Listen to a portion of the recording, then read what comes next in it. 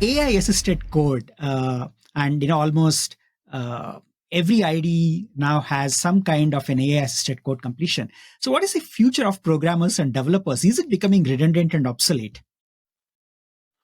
Yeah, it's a very common question, and my answer is that first we have to revisit what does it mean to be a software engineer. And a software engineer, the job description has never been generate code. The job description is solve business problems using software, and Correct. that job description holds even if some other machinery generates the code for you, right? And what we're seeing is the natural thing that people have been talking about for since at least I started programming, which is trying to raise the level of abstraction which you have to kind of solve the tasks. So, in the olden days, we wrote assembly code and then came compilers. And I think what we're seeing these days is the natural extension of compilers to the next level of the machine, helping you deal with the complexity of the machine, right? What a compiler does is using the machine to help you deal with the complexity of the machine by using a higher level language that is translated to assembly or to machine code at the end. And what we're seeing now is the next phase in which you have AI that helps you translate higher level abstraction, maybe natural language, maybe combination of pseudocode and natural language, maybe conversation as the central kind of interaction model to actual code that runs. It doesn't mean that in the short term code will cease to exist, because for certain things it's just easier to do them in code rather than explaining them in a very lengthy conversation, especially when you're dealing with maintenance and not just writing things from scratch. So a lot of the demos or the POCs that we're seeing are starting application from scratch.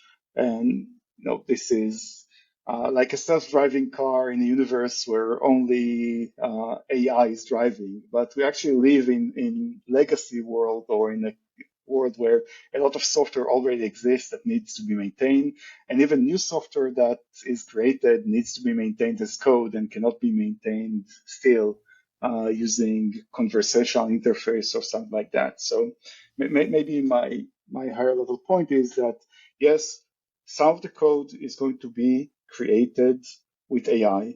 I think most of the code is going to be created with assistance of AI, and this is already happening. With Tab9 and others being used quite widely. Most of the code that is being written, I guess, in the next 5 years, is going to be touched by AI in one way or another. But the artifact being generated is still going to be code. As we Right. move further down, in let's say 2 years from now, I think we're moving into a world of AI-driven product program development, software development. This is a world where the AI drives the process, the entire SDLC, the entire software development lifecycle. So maybe you start with a high-level description of a task. The AI does the elaboration to concrete work items, gives you references to your code of where you should look in order to kind of implement it, and suggests an implementation for you and says like, hey, Johnny, this is like how I would do it. You may or may not take it, but here's my suggestion. And maybe you have a conversation around that with AI until you converge, and then you just accept a PR is created, the code is generated. Maybe all of this happens with you never entering your IDE per se, right? And I think we'll see more and more of that happening, especially in verticals where this is easy, maybe uh, more the UI code, or maybe all these things that are easier to kind of make a very snap judgment of whether what the AI gave you actually works or not, right? If you're generating some clever algorithm, it may be very hard for you to consume the result from the AI with high confidence. But if it's something that you can look at and say, hey, Tab9, the UI that you generated, the buttons are overlapping. This is not good, right? Then it's very easy, kind of conversationally, to fix that and kind of make a snap judgment of of whether you want to take this code or not, right? The code is kind of, maybe the point is that I don't need to look at the code itself even to understand that what I got is what I wanted or not, right? I can look at the kind of exhibited behavior of the code. Right. So that actually leads to the next question, which is how trustworthy is this code generated by AI? Now, are we going to see things like IP related lawsuits claiming that their code is allegedly used for training the models? I'm, I think we're already seeing lawsuits. So the legal aspect of all of this is not clear, and there's, I think, a lot that will have to fundamentally change in how the legal system looks at these questions, because it's a brave new world, right? And you kind of apply the same rules, but the game has changed. And I'm kind of, at least for code, I'm in the camp that said open source contributors, when they contributed, had some intent in mind. So when I created my project with GPL, I never intended to contribute it to someone who whitewashes it and kind of generates something else from it. I gave it to the community such that, the contribution is paid forward, right? That new projects are being created are released under the same license. So to me, it is not really a legal question. It's more of kind of, I don't want to use the moral. This is a very high kind of word, but I said I want to respect the intent of the developer who contributed this code to the open source community. And therefore, at least in Tabnine, we have taken the stance that we only train on code with permissive open source licenses. And it is not a legal question for us, but rather, again, respecting the intent in which the code has been contributed to the community. Yeah. But your question was also about the trustworthiness.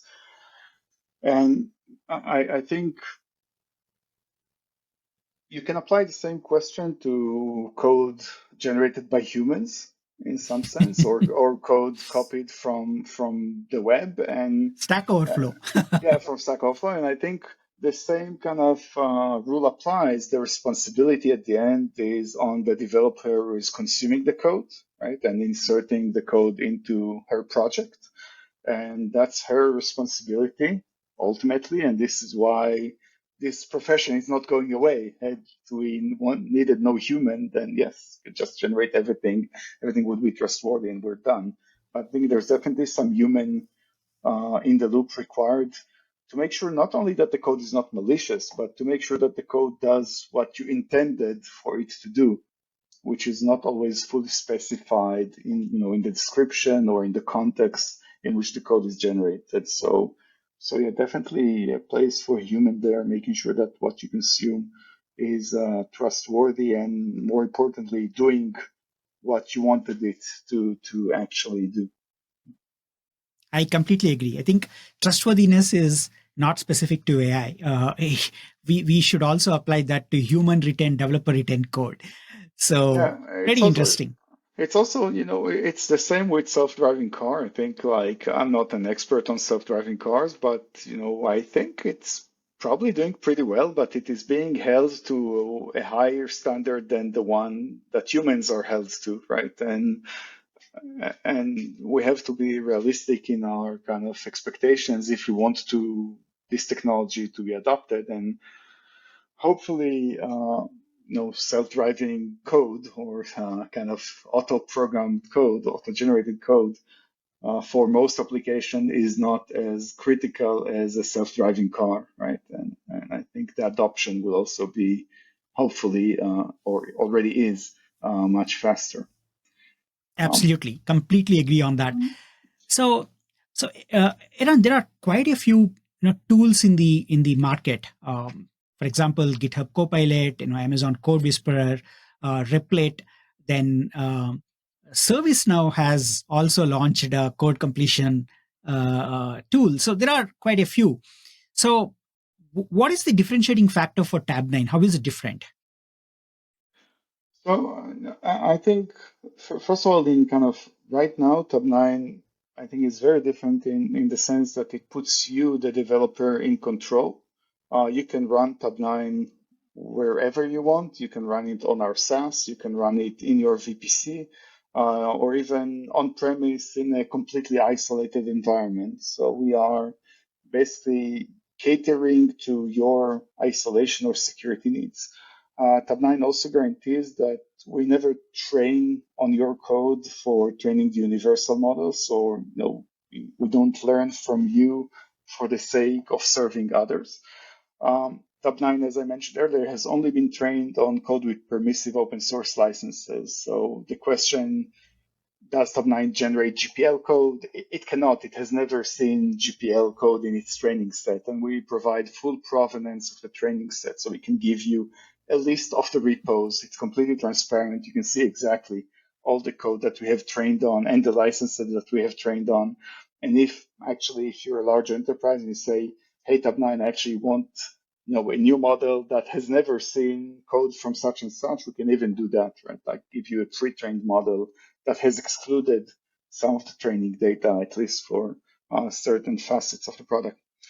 Finally, Tabnine can be customized to your code base. So we can fine-tune Tabnine to your code base such that it knows your patterns and your best practices, which I think is very important for an enterprise.